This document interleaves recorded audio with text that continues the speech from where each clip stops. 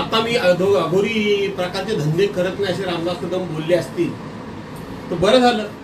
माझ्यामुळं त्यांच्या वृत्तीमध्ये, त्यांच्या वागण्यामध्ये, त्यांच्या विचारांमध्ये बदल झाला असेल तर मला त्याचा आनंद आहे. आणि म्हणून रामदास कदमांना मी हेच सांगेन की आता त्या काळ्या जादू, बंगाली जादू ह्याच्या भानगडीच्या ऐवजी आता तुम्ही सुद्धा, तुम्ही आम्ही जवळजवळ सारख्याच वयाचे आहोत.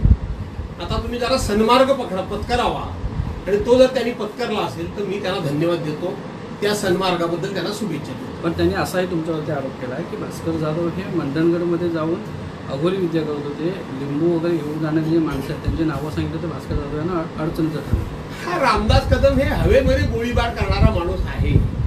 त्याला काय कुठला पुरावा द्यायची गरज वाटत नाही. बस बेछूट आरोप करायची. भास्कर जाधव हा अघोरी कृत्य सोडा, साधं नारळ कोंबडा सुद्धा कोणाच्या नावाने देत नाही.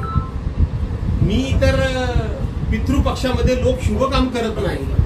मी तर म्हणतो हमखास पितृपक्षामध्ये माणसाने शुभ काम करावं असा मी सल्ला देत असतो सर्व माझ्या सहकाऱ्यांना.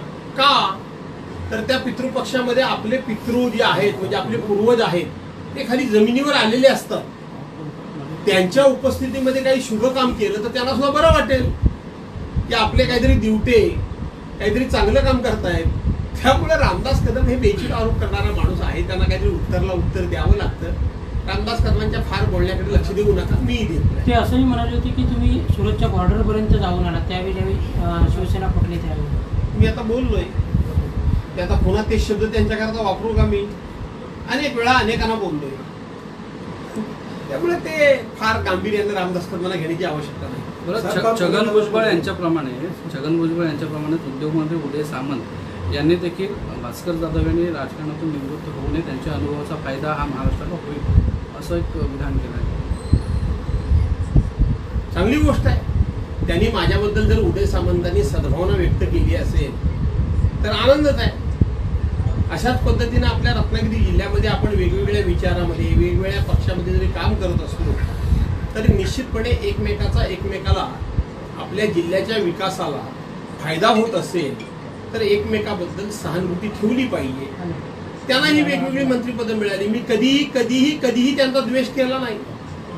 तो त्यांच्या नशिबाचा भाग आहे. ती कशी त्यांनी मिळवली हे त्यांचं कौशल्य असेल, पण मी त्यांचा द्वेष केला नाही. त्यामुळे त्यांनी जर माझ्याबद्दल चांगले विचार त्यांनी व्यक्त केले, मी बघितलं, मी ऐकलं.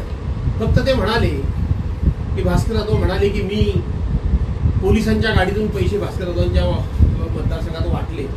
मी त्यांच्यावर हा आरोप केलेला नाही. मी त्यांच्याबद्दल असं काही बोललेलो नाही.